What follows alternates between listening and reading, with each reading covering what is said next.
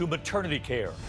Also developing tonight, the statement just in from Delta after a family is kicked off a Delta flight with their children, warned they or lose their children if they don't get off. The new terror warning from the TSA tonight, the alert about stolen trucks that they say could be used for deadly attacks in this country.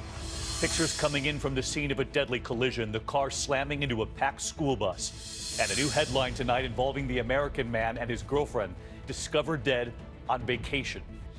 This is ABC World News Tonight with David Muir. Good evening, and it's great to have you with us here on a Thursday night. And we begin tonight with a major victory for President Trump. His new plan to repeal and replace Obamacare, passing the House by the slimmest of margins. Surrounded by Republicans at the White House, the president saying this is the death of Obamacare. But lawmakers voted without the final bill ever being scored, as they say in Washington, meaning they voted without knowing exactly how many fewer Americans would be insured. Some predict tens of millions, and tonight we ask what it could mean for you, from pre-existing conditions to your premiums. ABC's Mary Bruce leading us off from the Hill. At the White House today, Republicans celebrating a victory 7 years in the making. Make no mistake, this is a repeal and a replace of Obamacare. Make no mistake about it. It's not a done deal, but President Trump relishing a much-needed win. How am I doing? Am I doing okay? I'm president. Hey, I'm president. Can you believe it, right? After weeks of false starts and tense negotiations, today House Republicans were giddy. We're going to pass it. Pumping themselves up before the big vote with the theme song to Rocky. I'd say the line of the day was out of Braveheart. Freedom! But outside the Capitol, clear signs of a country divided. Shame! Shame! Shame! For weeks, those divisions on display across the country, too. But House Republicans pushed on. Are we going to be men and women of our word? Are we going to keep the promises that we made? The bill passing the House today by the slimmest of margins, just one vote. Here's how it could affect you. Obamacare requires all Americans to have health insurance or pay a penalty. The Republican bill eliminates that requirement. Obamacare gives Americans money to buy insurance on their own. The Republican bill replaces that with tax credits. Obamacare expanded Medicaid. The Republican bill would roll back that expansion.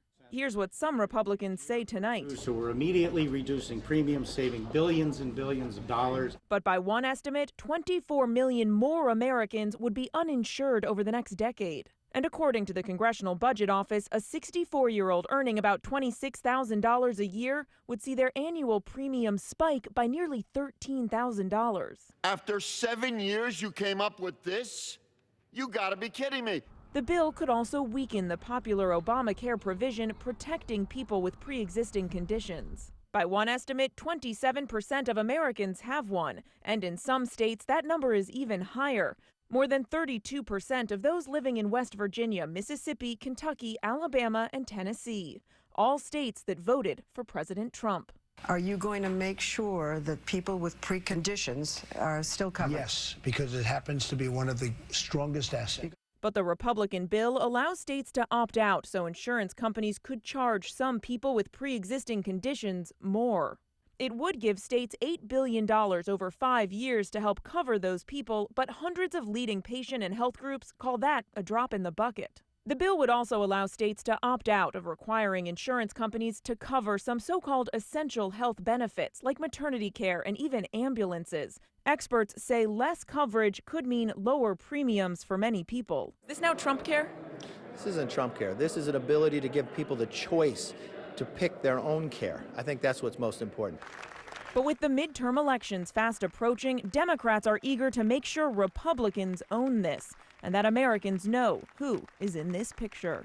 But you have every provision of this bill tattooed on your forehead. You will glow in the dark on this one. You will glow in the dark. You will glow in the dark. Mary Bruce with us live on Capitol Hill tonight. And Mary, as you reported there, it passed the House by one vote. It now goes to the Senate. What kind of fight does the president face there on this? David, this bill faces a steep fight, and senators are eagerly awaiting the results of that scoring to learn just how the House bill will really impact Americans. But tonight, Senate Republicans already say they will work on an entirely new bill. David. Mary Bruce leading us off. Mary, thanks as always. There was chanting on the floor of the House. Democrats taunting Republicans today, waving goodbye to them, predicting this vote will cost them with American voters come the midterms. So let's get right to ABC's chief White House correspondent, Jonathan Karl, tonight. John, you saw the moment. Let's play it for everyone at home here.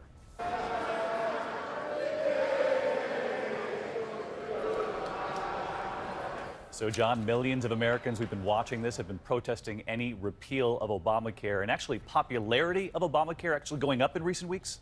Well, David, you saw some of that anger in town hall meetings across the country before this vote. People concerned about what the changes would mean for their own health care. Look, this was a big legislative victory for the president today, but Democrats hope that they can turn this into a big political liability in the elections next year. Their top targets will be 23 House Republicans who are in districts that Hillary Clinton won. David, more than half of them voted for this bill. That'll be something that they will have to answer for. Overall, Obamacare is more popular than it's been. In fact, in our poll just a couple of weeks ago, 37% said they wanted it repealed and replaced. Just 37%. More than 60% wanted it kept and fixed. That's interesting, John Karl. Thanks to you as well. Just moments ago, President Trump arriving home tonight in New York City. This is his first trip back to New York since the inauguration. Along with his victory on health care, the White House announcing his first overseas trip. His first stop, Saudi Arabia. What message is he sending to the Muslim world?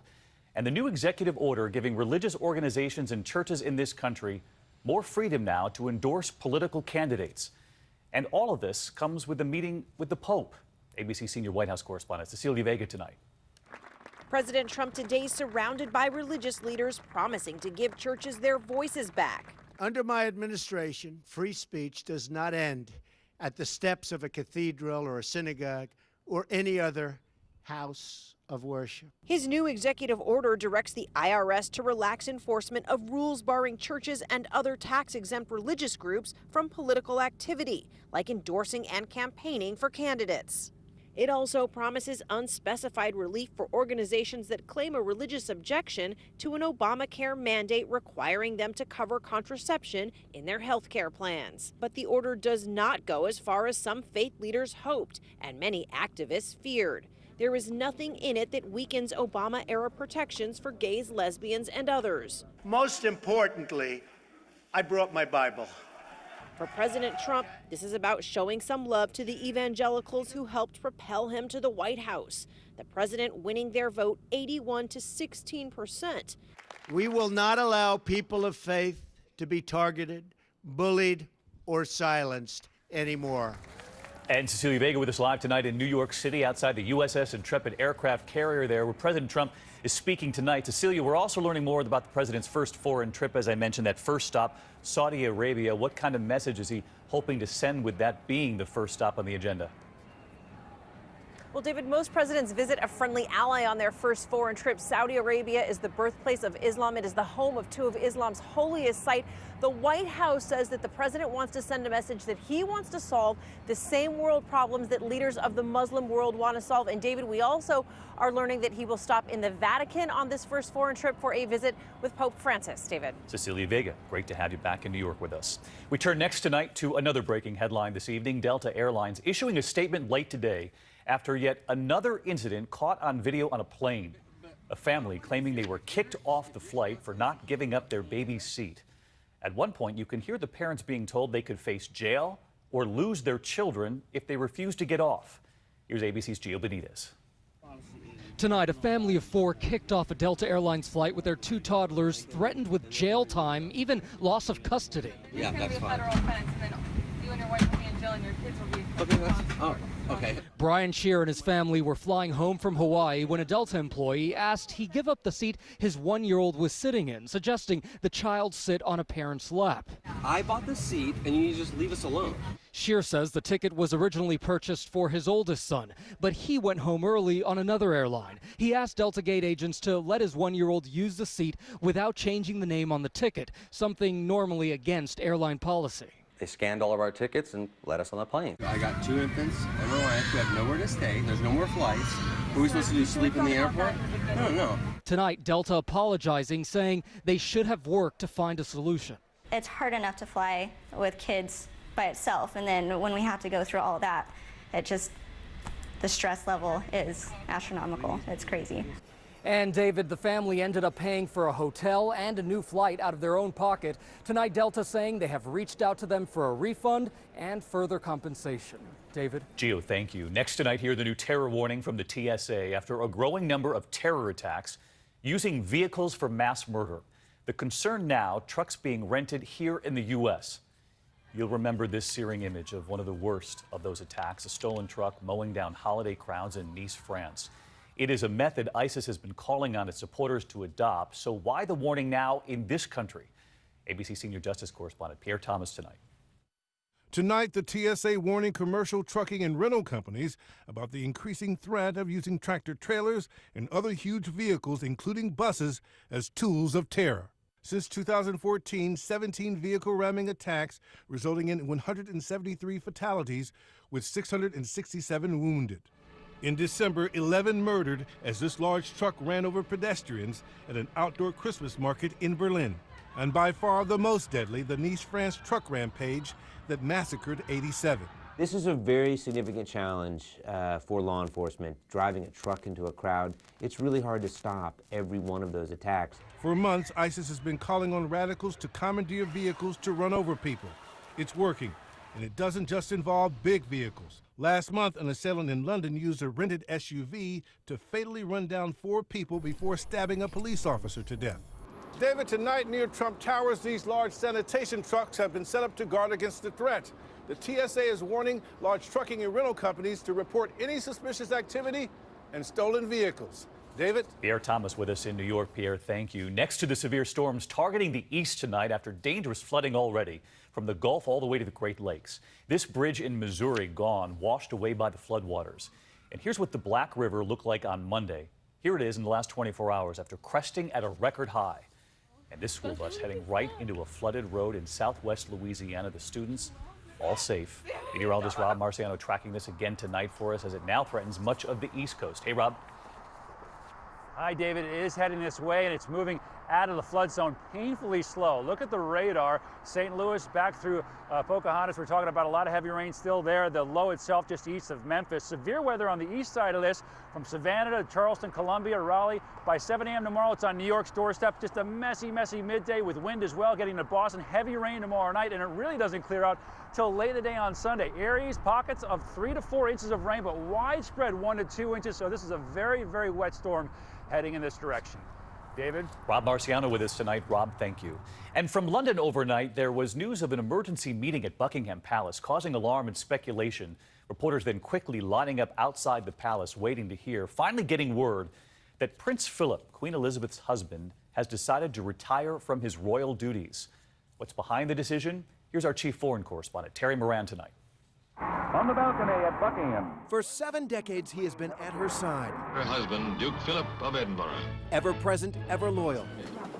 And now at 95, Prince Philip will step aside come this fall, declining all but the most important public appearances. But this afternoon, he hinted why in a typically blunt quip. I'm sorry to hear you standing down. I'll stand up. Philip has stood up, done his duty to a staggering degree over these 69 years, 22,000 public engagements on behalf of Her Majesty. They were young royals when she began her reign, a storybook couple, but it was a tough position for a proud former officer in the Royal Navy, as the hit series The Crown shows. Are you my wife or my queen? I'm both. I want to be married to my wife. And this unforgettable moment, Philip supporting his son Prince Charles and grandsons William and Harry in that long, awful walk the day Princess Diana was laid to rest. Through it all, he has been steadfast, defining the job succinctly. Helping her, supporting her, doing anything that is valuable to her. For the Queen, she has quite simply been my strength and stay all these years. Prince Philip remains in good health, but this is a time of transition. Queen Elizabeth herself is slowing down a bit, and the next generation is taking up more of the royal responsibilities. David? Terry Moran with us from London. Terry, thanks. And there's still much more ahead on World News Tonight this Thursday. The deadly school bus collision. The pictures coming in tonight. A car crashing into the bus packed with children. More than a dozen students were hurt. We do have news on their condition tonight. New developments in that murder mystery. The American man and his girlfriend discovered dead on vacation, and they no longer believe that this was theft. And the major recall tonight making headlines. It turns out the alcohol content was much higher than it was supposed to be. We'll be right back. As soon as I left the hospital after a DVT blood clot, I sure had a lot to think about. What about the people I care about, including this little girl? And what if this happened again? I was given warfarin in the hospital, but wondered, was this the best treatment for me? So I asked my doctor, and he recommended Eliquis. Eliquis treats DVT and PE blood clots and reduces the risk of them happening again. Yes, Eliquis treats DVT and PE blood clots. Eliquis also had significantly less major bleeding than the standard treatment. Both made me turn around my thinking. Don't stop Eliquis unless your doctor tells you to. Eliquis can cause serious